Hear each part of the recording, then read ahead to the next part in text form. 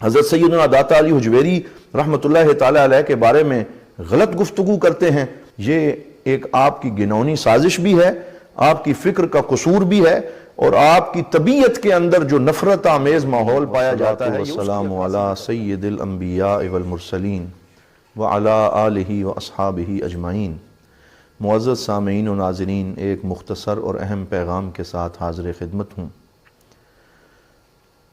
یہ دور جس سے ہم گزر رہے ہیں، یہ ابتلاء و آزمائش اور فتنوں کا دور ہے۔ آئے روز نئے نئے فتنے سر اٹھا رہے ہیں، اور دین کے نام پر گفتگو کرنے والے کچھ ایسے لوگ بھی میڈیا اور میدان میں نظر آ رہے ہیں جو بزرگان دین کے بارے میں یاوہ گوئی اور طعن و تشنیع کی زبان استعمال کرتے ہیں، اور دین کے مقدسات کو لوگوں کی نظروں میں مشکوک بنانے کی مذموم کوششیں کرتے رہتے ہیں۔ اس حوالے سے ضروری ہے کہ ایسے لوگوں کے بارے میں لوگوں کو آگاہ کیا جائے تاکہ وہ ان نظریات سے بچ کر صراط مستقیم پر گامزن رہ سکیں۔ علماء کرام کو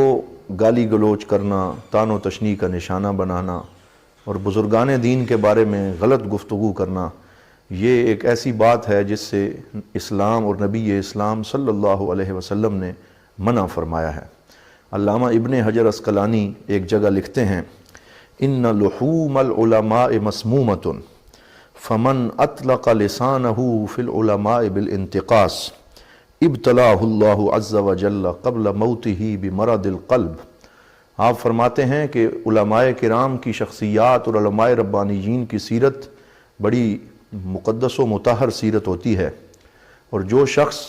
علماء ربانیین اور بزرگان دین کی شان میں کمی کرنے کے لیے کوئی گفتگو کرتا ہے اور ان کے بارے میں غلط باتیں کرتا ہے، تو اللہ رب العزت اسے اس دنیا میں ہی ذلیل و رسوا فرماتے ہوئے اس کو انتہائی برے مرض میں مبتلا فرما دیتا ہے، اور ایسا شخص جو ہے اس کا اللہ رب العزت کے ساتھ اعلان جنگ ہے، جیسا کہ احادیث پاک میں بھی آیا ہے۔ لہٰذا ہر وہ بندہ جو علماء کرام اور بزرگان دین کے بارے میں غلط گفتگو کرے، اسے ایسے فعل شنیع سے اجتناب کرنا چاہیے۔ میری مراد ان دنوں بہت زیادہ میڈیا پہ اس قسم کی گفتگو کرنے والے محمد علی مرزا انجینئر صاحب ہیں، جو آئے روز میڈیا پہ ظاہر ہوتے ہیں اور مختلف علماء ربانیین اور اولیاء کاملین کے بارے میں لوگوں کو غلط گائیڈ کرتے ہیں اور ایسی غلط فہمیاں پیدا کرنے کی کوشش کرتے ہیں جن کا سرے سے کوئی وجود ہی نہیں ہے، یا اس کو صحیح طور پہ وہ سمجھ ہی نہیں پاتے۔ گزشتہ دنوں انہوں نے پیر سید مہر علی شاہ صاحب کے بارے میں غلط گفتگو کی، اسی طرح حضرت سیدنا علی بن عثمان داتا علی حجویری رحمۃ اللہ تعالی علیہ اور ان کی کتاب کشف المحجوب کے حوالے سے انتہائی خطرناک باتیں کرتے ہوئے انہوں نے اس کتاب کو مشکوک بنانے کی کوشش کی۔ اب یہ بہت خطرناک نظریے آ رہے ہیں، اب اس کو بڑا اٹینٹو ہو کے سننا ہے ورنہ بات سمجھ نہیں آئے گی۔ ہمارے سب کانٹیننٹ میں ایک بہت بڑے بزرگ جن کو لوگ داتا صاحب کہتے ہیں، علی بن عثمان حجویری صاحب، جن کا مزار لاہور میں ہے، ان کی کتاب ہے کشف المحجوب، جو ان کے ماننے والے تو کہتے ہیں انہی کی کتاب ہے، جس کے بارے میں کہتے ہیں جدہ مرشد نہ ہو کشف المحجوب پڑھ لے۔ کہتے ہیں نا کہ جس کو پیر نہ ملے تو اس کے لیے پیر یہ کتاب ہے۔ یہ ذرا کتاب سن لیجئے۔ اور اسی طرح اس کے ضمن میں انہوں نے ضیاء الامت حضرت جسٹس پیر محمد کرم شاہ الازہری رحمۃ اللہ تعالی علیہ ان کو بھی نشانہ بنانے کی مذموم کوشش کی۔ اور بریلویوں کے ترجمہ جو ہے ضیاء القرآن سے، اس پر تقریر لگی ہوئی ہے پیر کرم شاہ صاحب الازہری کی بھی، یہ وہ ہے کشف المحجوب۔ اب پیر کرم شاہ صاحب الازہری جو ہیں، جنہوں نے اس کتاب کو پڑھا اور بڑی تعریف کی، اس کتاب کے ساتھ مقدمہ ان کا 20-25 صفحوں کا چھپا ہوا ہے۔ تو ہم ان سے یہ گزارش کریں گے کہ آپ کی یہ کوششیں انتہائی منفی کوششیں ہیں، اور اس کی وجہ سے آپ کی اپنی شخصیت متاثر ہو رہی ہے۔ اگر آپ ٹھوس علمی کام کریں اور کوئی ایسی خدمت دین متین کریں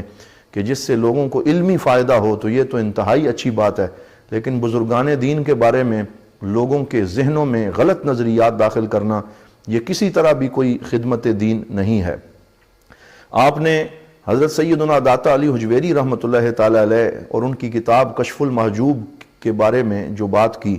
اور کشف المحجوب سے ایک جملہ اٹھا لیا اور اس جملے کو سیاق و سباق سے کاٹ کے اس پہ گستاخی رسول صلی اللہ علیہ وسلم کا فتویٰ لگایا، اور پھر حضور ضیاء الامت رحمۃ اللہ تعالی علیہ نے اس کتاب پر جو تقریض لکھی تھی، اس تقریض کو بنیاد بناتے ہوئے آپ نے حضور ضیاء الامت کی ساری دینی خدمات کو بالائے طاق رکھتے ہوئے ان کے بارے میں بھی غلط زبان استعمال کی، جس کا بالکل آپ کو حق نہیں پہنچتا، اور یہ ہیٹ سپیچ ہے جس کے آپ مرتکب ہو رہے ہیں۔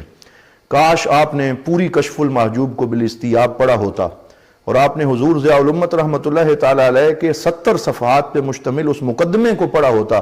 جس میں حضور ضیاء الامت رحمۃ اللہ تعالی علیہ نے تصوف پر ہونے والے اعتراضات کا بڑا بلیغ جواب ارشاد فرمایا، اور ہر طرح کی شکوک و شبہات کو رفع کر دیا۔ وہ مقدمہ تو پڑھنے کے لائق ہے جس میں آپ نے بتایا کہ حقیقی تصوف کیا ہوتا ہے، اور پھر کشف المحجوب کی قدر وہ بندہ سمجھ سکتا ہے جس کو تصوف کے ٹرمینالوجیز اور اس کی مصطلحات پہ عبور ہو، جسے پتہ ہو کہ سکر کسے کہتے ہیں، صحو کسے کہتے ہیں، حالت قبض اور حالت بسط کسے کہتے ہیں، اور خوف و رجاء اور امید اور اس طرح کی دیگر جو تصوف کی مصطلحات ہیں ان سے مراد کیا ہے۔ اب آپ کو حالت سکر اور صحو کا پتہ ہی نہیں، آپ نے تصوف کی ان مصطلحات کو بالاستیاب پڑھا ہی نہیں، اور آپ حضرت سیدنا داتا علی حجویری رحمۃ اللہ تعالی علیہ کے بارے میں غلط گفتگو کرتے ہیں، حالانکہ حضرت سیدنا داتا علی حجویری رحمۃ اللہ تعالی علیہ نے کشف المحجوب کی اس عبارت میں جسے آپ نے مشکوک بنانے کی کوشش کی، وہاں اپنا کوئی موقف ذکر نہیں کیا، بلکہ ایک محقق اور ایک مؤلف کا یہ حق ہوتا ہے کہ جب وہ کوئی بات کر رہا ہو تو اس میں مختلف موجود نظریات کو ذکر کرنے کے بعد آخر میں اپنی رائے پیش کرے۔ تو وہاں پر انہوں نے حضرت بایزید بستامی رحمۃ اللہ تعالی علیہ کے جو شکر کے حوالے سے نظریات ہیں پہلے ان کو پیش کیا، اور اس میں انہوں نے حضرت سیدہ زینب رضی اللہ تعالی عنہا کے حوالے سے وہ روایت ذکر کی جو دیگر بہت سی کتابوں میں بھی موجود ہے، لیکن اس میں بھی حالت سکر سے مراد وہ سکر نہیں ہے جس کو نشہ کہتے ہیں، جسے شراب پینے سے جو سکر ہوتا ہے وہ مراد نہیں، بلکہ اس سکر سے مراد وہ کیفیت ہے کہ جس کے اندر ایک عاشق صادق اپنے رب کے علاوہ باقی ہر شے کو بلا دیتا ہے اور اپنے نفس کو بھی فراموش کر ڈالتا ہے۔ تو صرف شکر کے لفظ کو بنیاد بنا کر اس کو گستاخی سمجھ لینا یہ بالکل درست نہیں ہے۔ اور پھر اگر آپ تھوڑی سی زحمت کرتے اور کشف المحجوب کے اسی عبارت سے آگے 2 صفحے چھوڑ کے آپ حالت صحو کا باب پڑھتے تو اس میں حضرت داتا علی حجویری رحمۃ اللہ تعالی علیہ نے بالکل واضح طور پہ یہ لکھ دیا کہ میرا موقف حضرت بایزید بستامی کے ان دلائل والا نہیں، بلکہ میرا موقف سید الطائفہ حضرت جنید بغدادی رحمۃ اللہ تعالی علیہ والا ہے، اور میں اور میرے شیخ کریم ہم حالت صحو کو حالت سکر پہ ترجیح دیتے ہیں۔ تو جب آپ نے اپنا موقف کھول کے بیان کر دیا، اور کشف المحجوب تو ایسی علمی اور تحقیقی کتاب ہے جس میں آپ نے دیگر صوفیاء کرام سے بھی استفادہ کیا، لیکن اس کے ساتھ ساتھ ہر باب کے شروع میں آیات قرآنیہ اور احادیث نبویہ سے استفادہ کرتے ہوئے آپ نے تصوف کی حقیقی تعلیمات کو اجاگر کیا ہے۔ تو صرف ایک قابل اعتراض عبارت کو بنیاد بنا کر پوری کشف المحجوب پہ کلمہ عفو پھیر دینا، اور کشف المحجوب کو اس طرح مشکوک بنا دینا کہ لوگ اس کے قریب جانا چھوڑ دیں،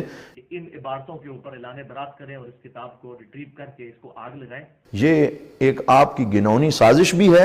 آپ کی فکر کا قصور بھی ہے، اور آپ کی طبیعت کے اندر جو نفرت آمیز ماحول پایا جاتا ہے یہ اس کی عکاسی بھی کرتا ہے۔ تو ہم آپ سے یہ گزارش کریں گے کہ اپنے اس رویے پہ نظر ثانی کریں اور اس ہیٹ سپیچ کو بند کریں، وگرنہ آپ اسی دنیا میں اس کا انجام بھگتیں گے، اور آپ دیکھیں گے کہ اگر آپ نے یہ رویہ جو ہے اس کے اوپر کوئی روک نہ لگائی اور اسی طرح آپ بزرگان دین کے بارے میں گفتگو کرتے رہے تو اسی دنیا کے اندر آپ کا ایسا انجام ہوگا جو رہتی دنیا تک یاد رکھا جائے گا۔ وہ لوگ جو بزرگان دین اور حضور سید الانبیاء صلی اللہ علیہ وسلم کے غلاموں کے بارے میں غلط نظریات کو فروغ دیتے ہیں، دنیا ان کو بھی اچھے الفاظ سے یاد نہیں کرتی۔ ہم دعا گو ہیں کہ اللہ رب العزت آپ کو راہ ہدایت پہ گامزن فرمائے اور بزرگان دین کی توہین سے بچنے کی توفیق عطا فرمائے۔ والسلام علیکم ورحمۃ اللہ وبرکاتہ۔